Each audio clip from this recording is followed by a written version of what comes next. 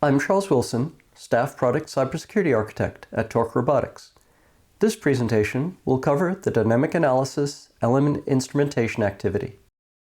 This diagram shows the overall AVCDL training path. If you're taking this training, it's assumed that you've already completed the AVCDL overview training, and additionally, that you've completed the requirements taxonomy, security requirements, secure design principles, apply secure design, threat prioritization, secure settings, secure coding, dynamic analysis overview, and dynamic analysis established settings trainings.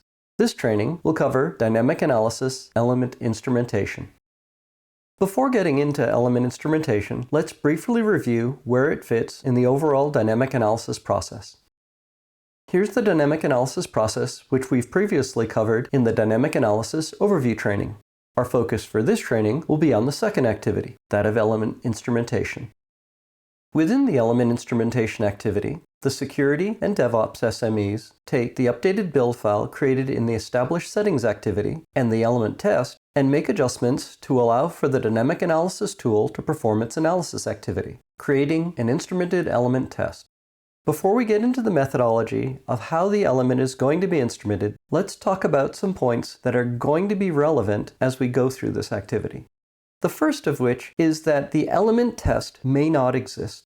Just because you have a generalized QA process which includes automated tasks doesn't mean that there's going to be one for this particular element that the dynamic analysis is going to be able to leverage. The second aspect relates to the updated build file. It's important that there be a separate test build, which is not going to be burdened by either overdiagnostics found in a pure debug build, because that's going to have impact on both timing and memory, nor do we want this to be a release or production build, because none of this should actually ever go into anything dealing with that. And in the context of production builds, the options that have been chosen for compilation and linking may have impacts on the dynamic analysis tool's ability to be able to be used effectively. Next, the DevOps SME, as shown here, may be an optional player. That's going to depend on how the build system operates and what sort of levers need to be adjusted in order to handle the instrumentation process. Similarly to the element test coming in, the instrumented element test going out is going to be contingent on there being an element test that you're starting with. So this may need to be completely spun up, which is going to impact how the process goes forward. And the final thing is that we need to ensure that regardless of what changes we make, that we pre-flight them to ensure that they don't break the CI/CD system. Now let's turn our attention to how we're going to approach element instrumentation. In order to properly undertake element instrumentation, it's critical to understand what's going on behind the scenes. So let's take a look and see what we're working with and how we're going to approach element instrumentation. First, we can talk about the system, which is simply the totality of elements comprising the product. Now, we're not going to perform dynamic analysis at the system level. It's too large a scope to work with on either a practical level in terms of attempting to do the instrumentation, or on the outcome level as there would be too many issues to process. So we always talk about an individual element and scoping it to the smallest operational context that allows us to perform dynamic analysis. When we think about dynamic analysis, it isn't that much different from how we think about performing a unit test. We're going to have a test harness built on a test framework. Lastly, we need an element-specific test. In most cases, that's all we need to consider. The element would be left as is, just as if we were talking about something like fuzz testing, because what we're doing is we're feeding an element inputs and looking at the behaviors and outputs to ensure that it's doing what it's supposed to do. And it's not just fuzz testing. Unit tests also work this way. In the case of dynamic analysis, we need to go a bit further. We may need to instrument the element in order to perform dynamic analysis. Additionally, dynamic analysis has one additional dependency, and that is on runtime libraries. Developers tend to focus on their own code and the external libraries they include, but underlying any executable are the runtime libraries that provide access to the hardware or operating system. These are of interest in the context of dynamic analysis because they are responsible for things that are memory-related, which tend to be the ones that we care about in the context of cybersecurity. Dynamic analysis is going to stress the element, which might include things like memory starving the element to see how it behaves, or tagging the allocated memory in order to observe how it responds over time to ensure that it's being accessed and disposed of properly. To accomplish this, we need instrumented runtime libraries. The use of instrumented libraries highlights why scoping matters. If we scoped the entirety of the system for a memory-oriented dynamic analysis and are tagging all the memory, or are causing pointers to be invalidated, or whatever else may be happening in the instrumented memory management library, that's going to have a severe impact on the overall behavior of the system. So when you're doing this instrumentation, you want to make sure that this is a test build, not a production build, and that it's scoped as tightly as possible because, as one might imagine, any extra work that you're doing at the lowest level libraries is going to have a ripple effect throughout the executable that's being run. We may or may not have to instrument directly into the element, but in all likelihood, dynamic analysis is going to require the use of instrumented libraries. So, if there's any question as to whether or not you need DevOps involvement, this should motivate that participation. In the worst case, we're going to need new build targets that include the instrumented libraries to accompany the compiler instrumented element. Now let's highlight some dynamic analysis best practices. As mentioned earlier and emphasized several times, we want to start small because dynamic analysis is a stressor to the system. You should focus on the smallest necessary part that you have and work from there. Once an element that's managing a resource has been dealt with, then you can build upon that.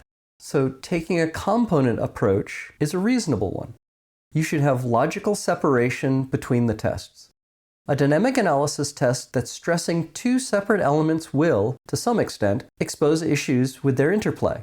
If you've already dealt with them individually, then that's fine, but you have to start by dealing with them separately.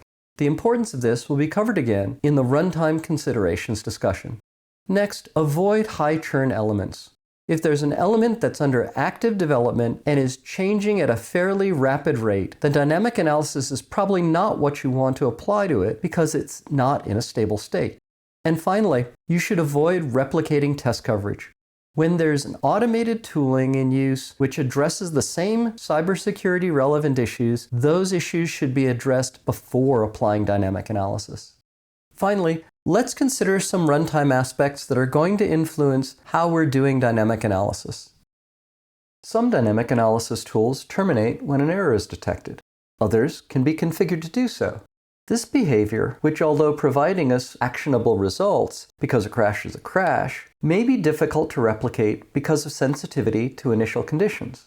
Additionally, this may slow the rate at which issues are identified. The alternative requires the addition of error state handling when testing is performed within a CI/CD pipeline. The second consideration is that of issue occlusion. When you're dealing with things related to memory and address, if you determine that an error condition is present, then arguably the system is in a compromised state and any further analysis would not be prudent. However, if one takes that approach, then you can end up masking other things that might be more significant. And so one should consider whenever you find an error to not necessarily ignore everything and then address that one directly, but rather to rework the test in order to suppress that error so that you can determine if there's anything else which may be underlying the error that's been detected. Issues may also be occluded by the above-mentioned termination on error behavior and also tooling which has limits on the number of issues detected. The third consideration is that of footprint. Now, we talked about footprint before, but in light of the discussion on runtime libraries, it becomes more obvious how footprint comes into play here. In the case of memory-oriented dynamic analysis, you have instrumentation which is putting guards around allocated memory and detection logic checking allocations, deallocations, and accesses. This can dramatically increase executable size and executable time compared to the baseline. Finally, the cybersecurity side effects of doing this instrumentation cannot be overstated. Whether instrumentation tags memory or adds explicit checks to memory access, it has to be done in a way which is visible to the test harness. The resultant code would probably trigger any cybersecurity checks being done against the system by other external tools. This is yet another reason to not perform dynamic analysis at the system level. That covers our treatment of the element instrumentation activity within the dynamic analysis process. Now let's look at some takeaways. As you're approaching element instrumentation, take an incremental approach, both in scope and in what you're trying to look at simultaneously. Concentrate on the critical elements. This goes along with the scope, but is more focused. Remember that dynamic analysis is an expensive process, relatively speaking. And if you have elements that aren't critical, then do those later. Don't duplicate the analysis that you're getting out of other tools, because again, dynamic analysis is probably the most expensive option in terms of setup, execution, and speed to detection. Finally, be mindful of what the dynamic analysis constraints and impacts are. It's really important that you allow for the time, resources, and external tool impacts that may occur during dynamic analysis.